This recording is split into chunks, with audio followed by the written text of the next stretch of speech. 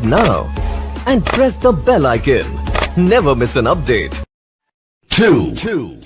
और नीचे जो वो सब्सक्राइब का बटन है ना, उसको हिट करो, जल्दी से करो। सब